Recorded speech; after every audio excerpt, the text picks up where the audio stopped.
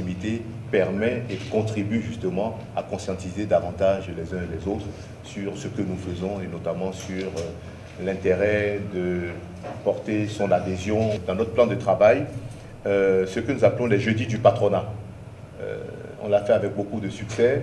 C'était en fait des rencontres trimestrielles qui permettaient de faire un débat sur un thème précis avec le concours de nos dirigeants qui venaient s'expliquer devant des chefs d'entreprise qui, un peu comme vous, posaient des questions directement à nos décideurs. En termes de mission économique et commerciale, tant en outgoing qu'en incoming, nous avons fait cela et la poursuite de ces travaux en 2020, vous l'avez bien imaginé, a été stoppée net par l'apparition de la pandémie du Covid-19. Et donc, ces efforts ont été stoppés. Cette pandémie nous a obligés à changer tout de suite de fusil d'épaule, de changer de langage et de plaidoyer vis-à-vis du gouvernement cette fois-ci pour dire qu'il faut faire quelque chose parce que ces entreprises béninoises qui ont été frappées de plein fouet par cette pandémie, il faut y mettre de l'argent dedans, il faut probablement sauver ces entreprises que nous considérons comme étant la poule aux œufs d'or. Il faut faire en sorte que ces entreprises ne disparaissent pas. On a fait quelque chose auquel très peu de personnes y croyaient.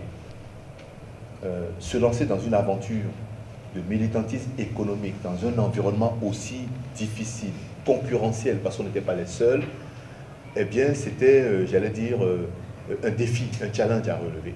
Ce combat mené par toutes les parties, je ne veux pas parler de tout le monde, mais je suis là pour parler de la CONEB, a largement contribué à ce qu'on rentre dans les critères de performance du doing business et ça donne un certain nombre de choses.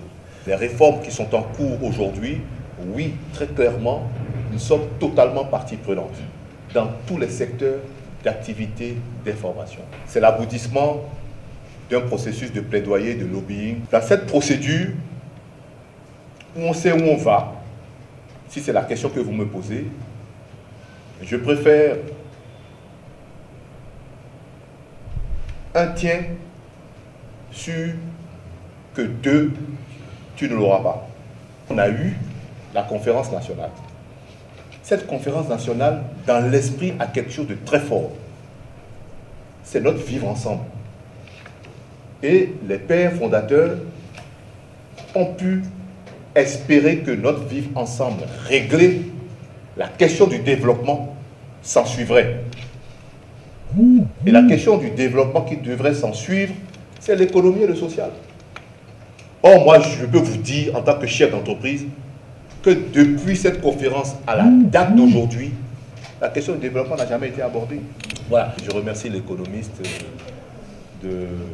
d'avoir permis avec persévérance cette ligne éditoriale qui permet de valoriser ce que nous avons de plus cher. Mais on ne le sait jamais assez.